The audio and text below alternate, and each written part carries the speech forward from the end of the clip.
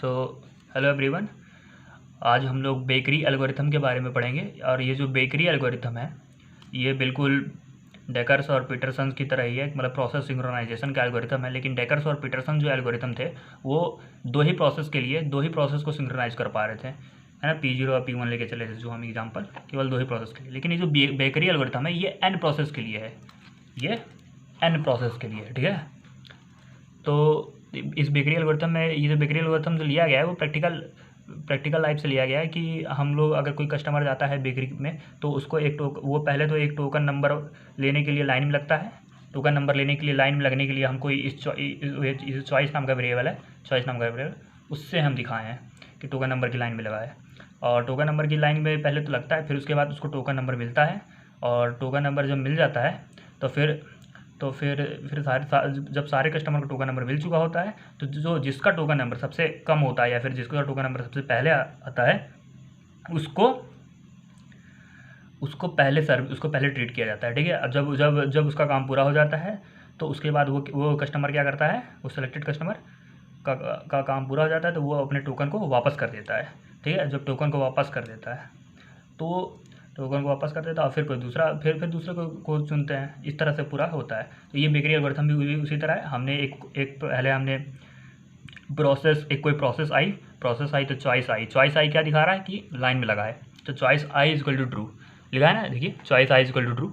Choice I is equal to true का मतलब है कि वो प्रोसेस लाइन में लगा है, वो प्रोसेस लाइन में लगा है। उसके बाद उसको टोकन नंबर मिलेगा। और टोकन नंबर किस तरह से मिलेगा, मान लीजिए हमने 4 प्रोसेस किस तरह से मिलेगा, देखिए टोकन नंबर मिलने का क्या है कि out of all the previous process, जितने भी पहले वाले प्रोसेसेस थे उनका मैक्सिमम +1, यानी कि मान के चलते हैं कि P1 P2 P3 P4 ये 4 प्रोसेसेस थी और इन 4 प्रोसेस को टोकन नंबर मिला था 4 3 1 2 इस तरह। तो P5 को कौन सा टोकन नंबर मिलेगा, इनमें से सबसे मैक्सिमम वाला 4 है, इससे एक ज़्यादा 5, ठीक है। तो आउट ऑफ जितने भी प्रीवियस टोकन नंबर्स थे उनका जो मैक्सिमम वाला टोकन नंबर था उनसे एक ज़्यादा, जिससे यूनिकली मेंटेन हो, ठीक है। टोकन नंबर्स में यूनिकली मेंटेन हो, यूनिक टोकन नंबर मिला सबको जिससे।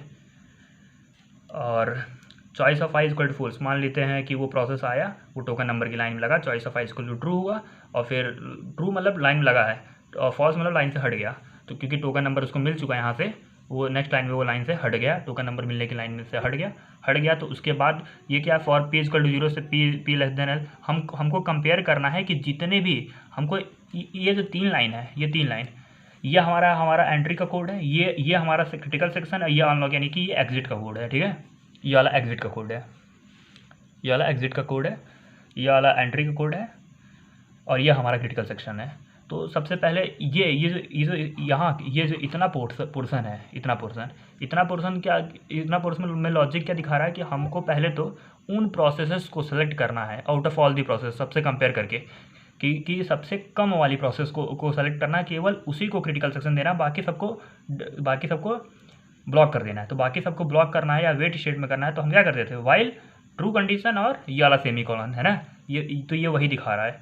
तो सबसे पहले तो कंपेयर करने के लिए हमने फॉर P इक्वल टू 0 से लेकर less than N plus B एक एक करके सारे प्रोसेस को हम कंपेयर करते गए जितने भी गिवन प्रोसेस थे, ठीक है। उसके बाद ये वाला वाइल लूप, ये वाला ट्रैप काहे के लिए है, ये जो वाइल लूप का ट्रैप लगा है ये काहे के लिए है, ये क्या दिखा है कि वाइल चॉइस ऑफ P, क्या उस समय जब प्रोसेस I को हमने सेलेक्ट किया है टोकन नंबर देने के लिए, तो उस समय कोई और कहीं ऐसा प्रोसेस तो नहीं है जो लाइन में लगा हुआ है, क्योंकि टोकन नंबर की सिलेक्शन की जो प्रोसेस है, टोकन नंबर का जो सिलेक्शन जो होना है वो बाद में होना है, पहले सबको टोकन नंबर मिल जाएगा, है ना। जब सबको टोकन नंबर मिल चुका होगा तब जाके। लेकिन अगर मान लीजिए किसी को टोकन नंबर नहीं मिला है, अभी लाइन में लगा ही हुआ है और वो प्रोसेस आ चुका है, तो फिर हमको वेट करना पड़ेगा। तो ये वही है कि वाइल ट्रू ही, मतलब ये चॉइस ऑफ P जो है ना ट्रू नहीं होना चाहिए, चॉइस ऑफ P फॉल्स होना चाहिए। क्योंकि हालांकि हम चॉइस ऑफ आई फॉल्स लेके चले थे, तो चॉइस ऑफ आई फॉल्स होगा क्योंकि हमको म्यूचुअल एक्सक्लूजन करना है ना, एक बार में एक ही को टोकन नंबर देना है ना, और मतलब एक बार में एक ही प्रोसेस को सेलेक्ट कर क्रिटिकल सेक्शन में पहुँचाना है।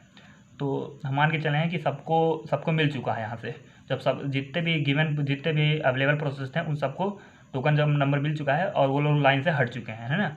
तो लाइन से जब हट चुके हैं तो वाइल वाले लूप में नहीं जाएगा, तो नेक्स्ट वाले वाइल में जाएगा। तो नेक्स्ट वाले वाइल में कंडीशन देखिए हमारी नेक्स्ट वाले वाइल में कंडीशन कुछ इस तरह है कि हमको चेक करना है सबसे पहले तो num of P is not equal to zero. Num of P is not equal to zero का क्या मतलब है कि जो जो टोकन नंबर है वो जीरो नहीं होना चाहिए एक तो। हाँ भाई सही बात है, क्योंकि अगर जीरो होता है तो अगर देखिए टोकन नंबर जीरो होने का मतलब है कि उस प्रोसेस ने टोकन नंबर को वापस कर दिया है ना। और टोकन नंबर कब वापस करेगा, जब वो अपना काम कर चुका होगा, यानी कि वो प्रोसेस एग्जीक्यूट हो चुकी होगी। तो जब वो प्रोसेस एग्जीक्यूट हो चुकी होगी तब तो वो नम आई को जीरो कर देगा बाद में, क्योंकि ये एग्जिट का कोड है ना। तो नम ऑफ आई जीरो नहीं होना चाहिए एक तो, ठीक है, जीरो नहीं होना चाहिए। और क्योंकि उन प्रोसेस को हमको कंपेयर ही नहीं करना है जिसका टोकन नंबर जीरो है, ठीक है, क्योंकि अगर टोकन नंबर जीरो को कंपेयर करेंगे तो सबसे छोटा तो जीरो ही आएगा, है ना। अगर हम टोकन नंबर जीरो को कंपेयर करेंगे तो सबसे छोटा तो जीरो ही आएगा, तो बार बार तो जीरो ही प्रोसेस को सेलेक्ट कर देंगे। ऐसे प्रोसेस का टोकन नंबर जीरो होगा उसी को सेलेक्ट कर देंगे, तो इसीलिए num of pi not equal to zero हमने किया है, ठीक है। उसके बाद देखिए ये क्या है कि num of P comma P less than equal to num of I comma I, और ये ब्रैकेट में है, ठीक है। इसका क्या मतलब है, देखिए इसका क्या मतलब है, हम कहते हैं कि जिसका टोकन नंबर सबसे कम होगा केवल उसी क्रिटिकल सेक्शन में लेके जाएंगे, और बाकी ज़्यादा वाले प्रोसेस को हमको डेड स्टेट में लाना है, मतलब ज़्यादा वाले प्रोसेस को हमको ब्लॉक स्टेट में लाना है या फिर वेटिंग स्टेट में लाना है। तो यहाँ से हम ज़्यादा वाले प्रोसेस को हम निकाल रहे हैं, कंपेयर करके देख रहे हैं कि कौन कौन से प्रोसेस ज़्यादा वाले हैं। तो नम ऑफ पी मतलब कि आउट ऑफ ऑल दी, ये जो नम ऑफ पी से हम कंपेयर करें, पी हमारा वेरिएबल है 0 1 2 3 4, ये पी हमारा इटरेट कर रहा है ना, पी हमारा इटरेटिंग वेरिएबल है। तो इटरेटिंग वेरिएबल का जो जितने भी टोकन नंबर है, जितने भी अवेलेबल टोकन नंबर है, उनसे अगर जो है ना, उनसे हमारा वाला जिस प्रोसेस को हमको देखना है वो वाली प्रोसेस का टोकन नंबर अगर ज़्यादा होता है तो उन प्रोसेसेस को ब्लॉक कर दो। ये वाइल लूप यही कह रहा है, ठीक है। और अगर हाँ एक और चीज़, अगर टोकन नंबर मान लेते हैं किसी वजह से बराबर आता है, किसी दो प्रोसेस का टोकन नंबर बराबर होता है, तो उसकी हम आईडी चेक करेंगे। आईडी यानी कि ये कैपिटल पी, सॉरी ये कैपिटल पी है, कोई स्मॉल पी नहीं, यहाँ सब कुछ कैपिटल पी है, तो कैपिटल पी है, ठीक है। तो कैपिटल पी और ये आई क्या कह रहा है, उसकी आईडी, जैसे P1 की आईडी क्या है 1, P2 की आईडी क्या है 2, P3 की 3, P4 की 4, P5 की 5, और ये इसका टोकन नंबर है। तो हम एक एग्जांपल लेके चलते हैं, हम एक एग्जांपल लेके इसको पूरा अच्छे से और समझा देते हैं। तो मान लीजिए एट इंस्टेंट पे 4 प्रोसेस थी, P1 P2 P3 P4, इनके टोकन नंबर ये थे। तो सबसे पहले मान लीजिए एक कोई P5 आया, हमको P5 को देना है या फिर कैसे करना है, तो देखिए P5 को कैसे दिया जाएगा टोकन नंबर्स।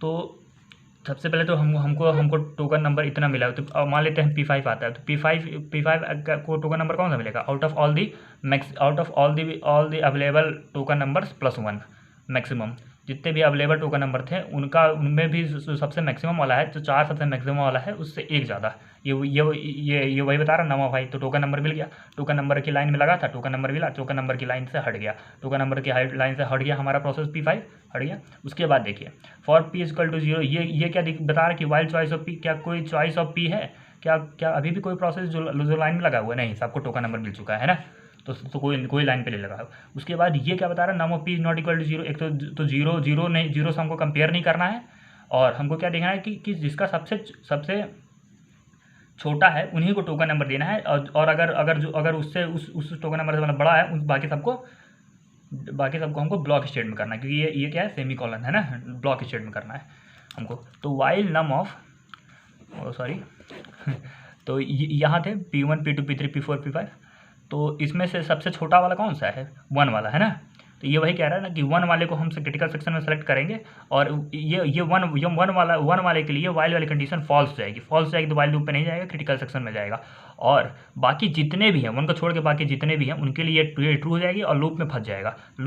तो यहाँ पे ये P3 प्रोसेस है, सबसे पहले P3 जाएगा क्रिटिकल सेक्शन में, और P3 क्रिटिकल सेक्शन में जाएगा तो P3 वापस बाहर आना चाहेगा, तो अपना कंप्लीट काम वाम करके तो बाहर आएगा, तो उसके जो टोकन नंबर नम ऑफ आई, यानी कि उसका टोकन नंबर को हमको 0 कर देना है, 0 कर दिए, ठीक है। तो P3 हो गया।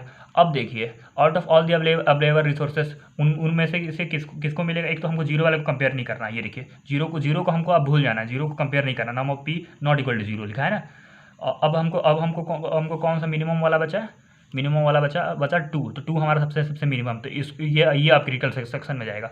तो P2 वाले को हम P4 है ना, P4 जो टोकन नंबर 2 है वो सेलेक्ट होगा, टोकन नंबर 2 किसका है, P4 का, तो P4 को सेलेक्ट करेंगे, तो P4 हमारा गया। उसके बाद जब P4 बाहर आएगा तो num of I equal to 0, यानी कि P4 का टोकन नंबर को 0 से रिप्लेस कर देंगे, ठीक है। उसी तरह उसके बाद पी उसके बाद कौन सा है, 3 वाला जाएगा, तो 3 वाला क्या है, P2, तो P2 वाला सेलेक्ट होगा, तो P2 वाला सेलेक्ट होगा। फिर जब P2 वाला बाहर जाएगा तो num of I = 0, तो इसको 0 कर देंगे। तो उसके बाद सबसे छोटा टोकन नंबर किसका है, P1 का, और हमें 0 का नहीं लेना क्योंकि num of P ≠ 0 है ना। तो P4 को, तो टोकन नंबर सबसे छोटा क्या है, 4 और 5 में 4, तो 4 वाले को हम 4 वाले को सेलेक्ट करेंगे, तो 4 वाला किसका है, P1 का, तो यानी कि अब P1 सेलेक्ट होगा। जब P1 हमारा सेलेक्ट हो गया तो फिर जब ये P1 अपना काम क्रिटिकल सेक्शन में घुस जाएगा, क्रिटिकल सेक्शन में घुसने के बाद बाहर जब आएगा तो num of I यानी कि इसका टोकन नंबर है उसको 0 से रिप्लेस कर देंगे। उसके बाद हमारा P5 सेलेक्ट होगा और फिर P5 वाले टोकन नंबर को 0 सेलेक्ट कर देंगे। तो इस उसमें मतलब पहले ये सारे प्रोसेस होंगी तब जाके P5 होगा, है ना, पहले ये सारे के सारे प्रोसेस होंगी तब जाके P5 होगा। यही है हमारा बेकरी एल्गोरिथम, ठीक है। तो बेकरी एल्गोरिथम में कोई एक प्रोसेस है, चॉइस आई, मतलब कि प्रोसेस पहले लाइन में लगा टोकन नंबर लेने की लाइन में, फिर उसको टोकन मिला, फिर जाके वो लाइन से हट गया, फिर जाके हम वो कंपेयर किया कि जितने भी छोटे वाले प्रोसेसेस हैं, जितने भी छोटे वाले मतलब जितने भी छोटे छोटे टोकन नंबर्स हैं, सबसे छोटा टोकन नंबर्स केवल वो इस वाइल लूप में फॉल्स हो जाएगा, और उससे बड़े वाले जितने भी हैं वो सारे के सारे ट्रू हो जाएंगे, यानी कि उससे बड़े वाले वेटिंग स्टेट में जाएंगे क्योंकि यहाँ पे वाइल लूप पे फंस जाएंगे फॉल्स वाले, और जो ट्रू वाले जितने भी हैं मतलब कि उससे बड़े वाले उस टोकन नंबर से बड़े वाले फंस जाएंगे, और जो टोकन नंबर सबसे छोटा वाला होगा वो क्रिटिकल सेक्शन में जाएगा। तो इस हिसाब से सबसे छोटे छोटे टोकन नंबर को मिलेगा। तो यही कहता है बेकरी एल्गोरिथम, ठीक है।